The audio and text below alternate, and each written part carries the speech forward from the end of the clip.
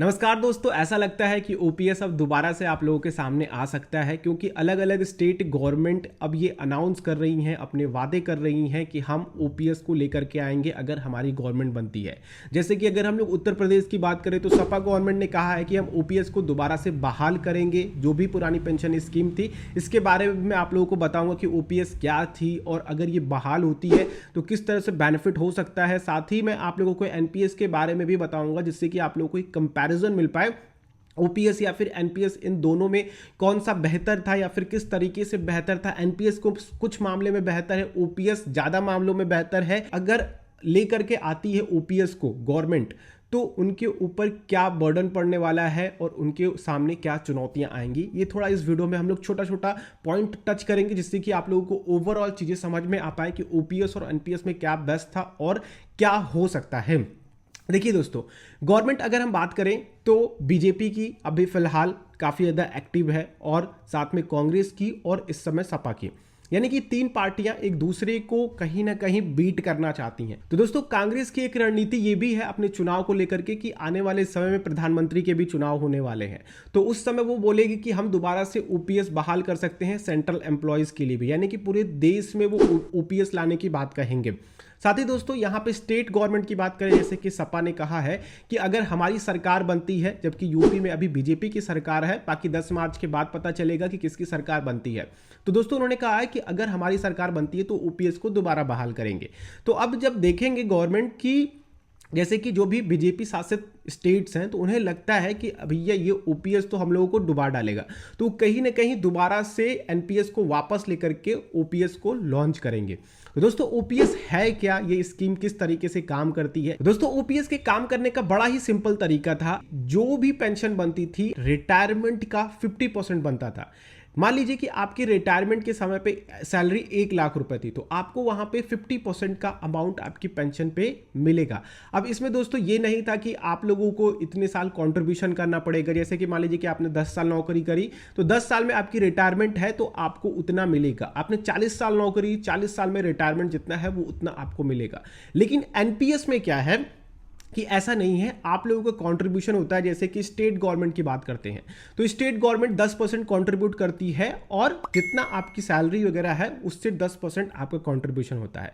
तो दोनों गवर्नमेंट का बराबर बराबर कंट्रीब्यूशन होता है। सेंट्रल गवर्नमेंट आपका 14% करती है। तो इस तरीके से आप लोगों का एनपीएस काम करता है और एनपीएस में इक्विटी में इन्वेस्टमेंट किया जाता है। तो जैसा कि मान लीजिए कि अभी जिसकी रिटायरमेंट 10 साल बाद है तो अब उसका जितना पैसा उसमें जाएगा, क्योंकि एक लिमिटेड अमाउंट आप उसमें इन्वेस्ट कर सकते हैं, तो उतना पैसा जाएगा और 10 साल बाद आपकी जितनी भी यूनिट खरीदेंगे अब वो यूनिट सेल होंगी।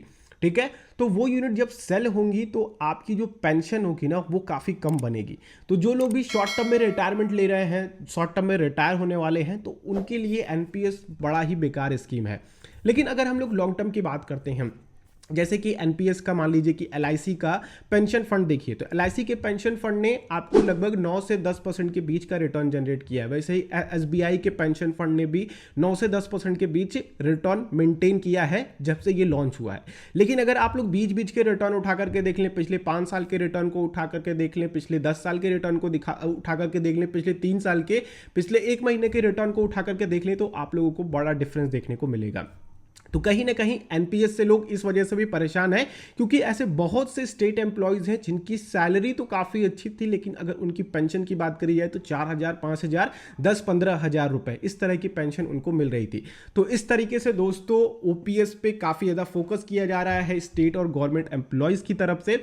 बाकी दोस्तों, अगर हम बात करते हैं स्टेट गवर्नमेंट लेकर के आ रही है तो उनके ऊपर क्या प्रॉब्लम्स आ सकती हैं। देखिए दोस्तों, ओपीएस को बहाल करना बड़ी चुनौती हो सकती है किसी भी स्टेट के लिए। अगर ये सेंट्रल की बात होती तो सेंट्रल कभी भी आउट ऑफ कैश नहीं हो सकता अगर वो ओपीएस लेकर के आता है। लेकिन स्टेट पे दोस्तों उनको कई बार क्या होता है कि वो अपने जो भी स्टेट एम्प्लॉयज़ हैं, जैसे कि मान लीजिए टीचर्स हैं या फिर जो भी स्टेट एम्प्लॉयज़ हैं, उनको वो टाइम से सैलरी भी नहीं दे पाती हैं।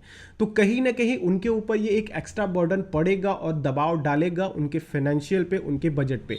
लेकिन अगर गवर्नमेंट चोर नहीं निकलती है, यानी कि पैसे ज़्यादा नहीं खाती है, अपनी लोगों के लिए काम करती है, तो ओपीएस को आराम से बहाल किया जा सकता है और गवर्नमेंट अच्छा खासा बजट भी अपने लिए बना करके रख सकती है और अच्छे से स्टेट भी चला सकती है, बशर्ते कि गवर्नमेंट चोर ना हो। बाकी आराम से ओपीएस भी चल सकता है और अगर एनपीएस में लेना चाहते हैं तो एनपीएस तो आपके सामने खुला ही है, उसमें आप इन्वेस्ट कर सकते हैं। बाकी दोस्तों मैं आप लोगों से जानना चाहता हूं कि आप किसके साथ हैं, एनपीएस के साथ या फिर ओपीएस के साथ। देखिए ओपीएस कहीं ना कहीं शॉर्ट टर्म में बढ़िया है और लॉन्ग टर्म में भी बढ़िया है, क्योंकि आप लोगों को यहां पे गारंटी दे रहा है। एनपीएस शॉर्ट टर्म में उतना बेहतर नहीं है, लेकिन लॉन्ग टर्म में आप लोगों को काफी अच्छे रिटर्न दिला सकता है, but it is on equity based. आपका क्या मानना है नीचे कमेंट करके जरूर बताइए। ये वीडियो अच्छी लगी तो दूसरों के साथ जरूर शेयर कीजिए और इसको लाइक कर सकते हैं। इस तरह की और वीडियोस देखना चाहते हैं तो सब्सक्राइब कर लीजिएगा और बेल आइकन को क्लिक करेंगे तो आने वाली वीडियोस की नोटिफिकेशन आप लोगों तक आ सकेंगे। हम लोग नेक्स्ट वीडियो में मिलते हैं। आप लोगों का दिन शुभ हो। जय हिंद।